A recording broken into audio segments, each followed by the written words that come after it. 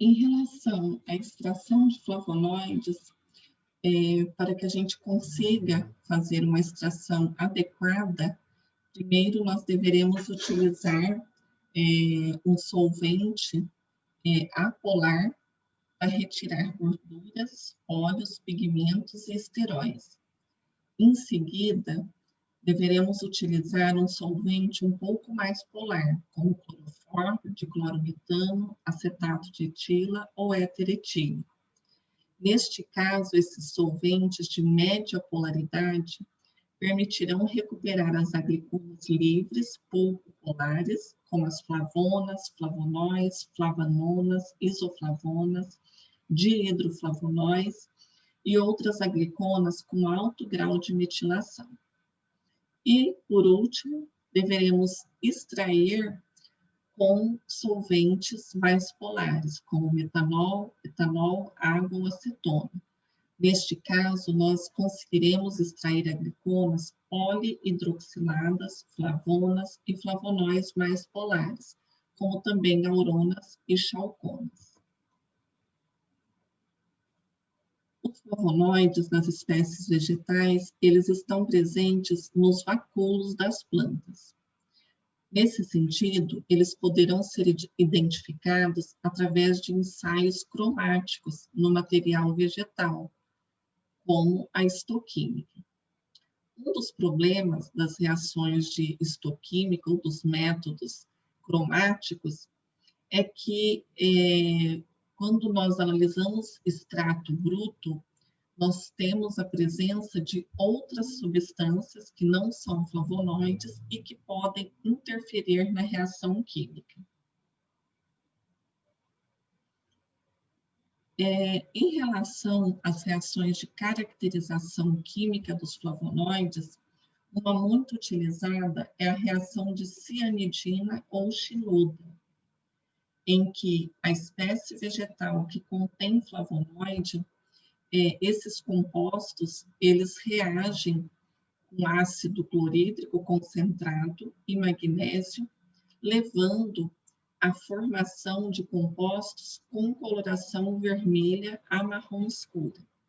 Então, aquele extrato, inicialmente, que tinha uma cor amarela, eles são reduzidos, observem aqui a saída desse hidrogênio, desse carbono, a redução do flavonoide, levando então a mudança de coloração para vermelha a marrom escuro.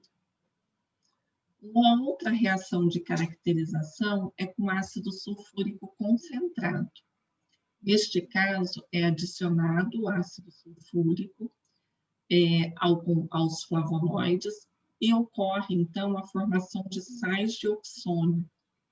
Esta reação em meio ácido leva ao desenvolvimento de uma fluorescência que vai do amarelo ao esverdeado.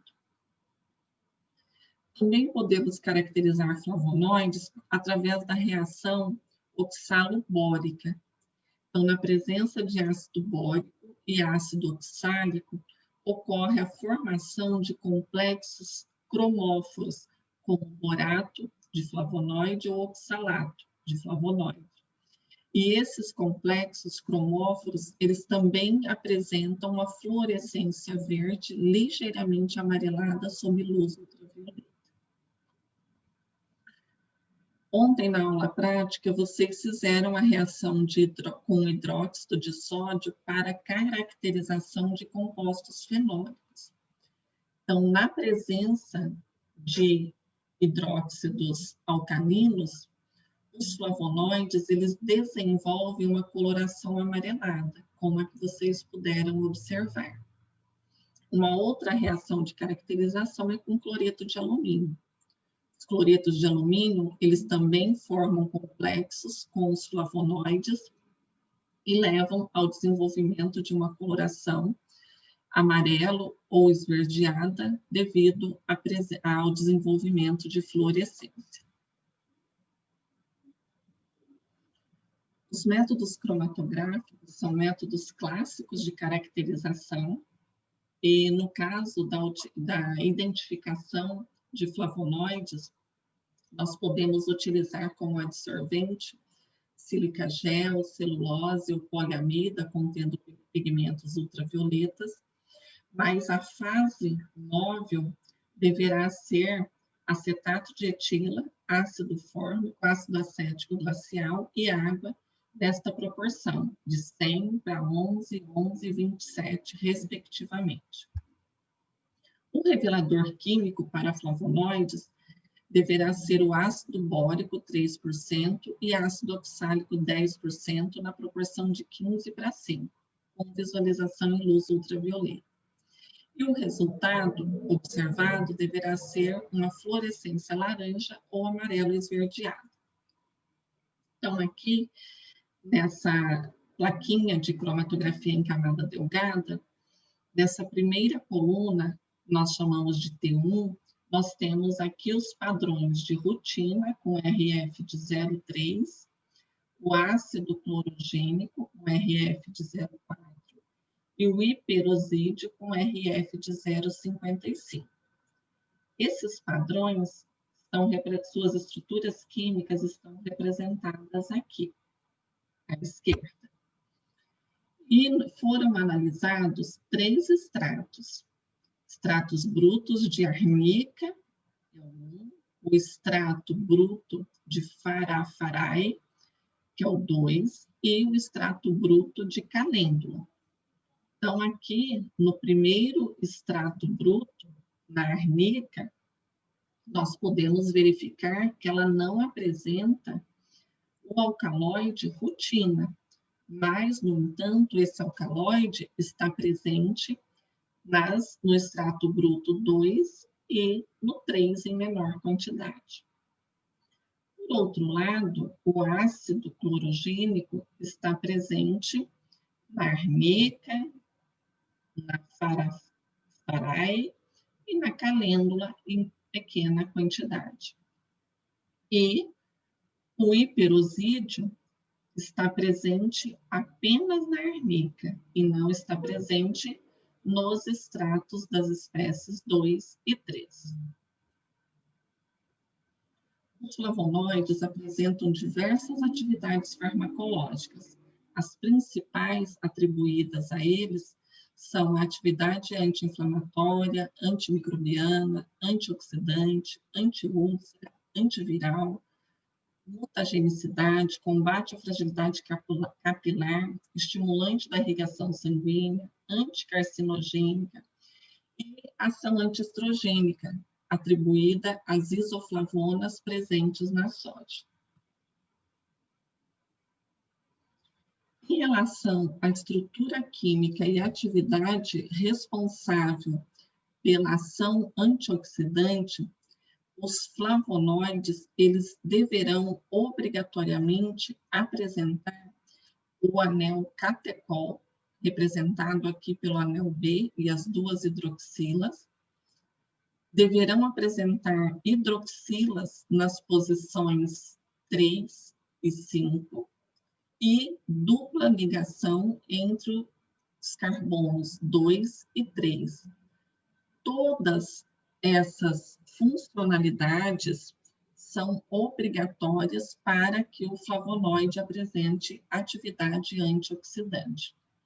Por outro lado, a metilação das hidroxilas irá diminuir a atividade antioxidante. Para que o flavonoide apresente atividade antiviral, os flavonoides que apresentam essa ', deverão apresentar hidroxilas nas posições 3, 5, nas posições 3' e 4'. E também deverão apresentar metoxila no carbono 3. E também não poderão ser glicosilados. Deverão estar na forma de aglicona para ter atividade antiviral. Alguns exemplos de vegetais que são ricos em flavonoides. Então, ginkgo biloba, passiflora, calêndula são alguns exemplos de espécies ricas em flavonoides. Ginkgo biloba, ele contém os gincolídeos A, B e C, que são as trilactonas diterpênicas representadas aqui, e também contém bilabolídeos, que são trilactonas sesquiterpênicas. Essa espécie vegetal, ela é rica em flavonoides glicosilados da rutina e da isoramentina, que estão representados aqui. Então, aqui eu tenho a rutina glicosilada e aqui eu tenho um bioflavonoide, que é a isogigonetina, que é uma glicona, pois não está ligada a nenhuma molécula de açúcar. Os flavonoides, eles apresentam como principal atividade a promoção de uma maior circulação sanguínea no cérebro, o que torna a planta indicada para tratar sintomas de disfunção cerebral, podendo melhorar a concentração e a memória. Para isso, eles deverão apresentar em seu extrato hidroacetônico padronizado 24% de glicosídeos flavônicos e 6% de gincolídeos. Esses gincolídeos são responsáveis por inibir o fator ativador de plaquetas, enquanto que os flavonoides diminuem a fragilidade capilar e captam os radicais livres. Além disso, esse extrato ele é responsável em inibir enzimas que estão presentes na cascata da inflamação, como a ciclooxigenase e a lipoxigenase. E também são indicados na insuficiência cerebral em idosos, devido às dificuldades de concentração e alteração de memória. Alguns exemplos do uso de uma outra espécie rica em flavonoides é a espécie vegetal Passiflora alata, o maracujá, conhecido popularmente por maracujá.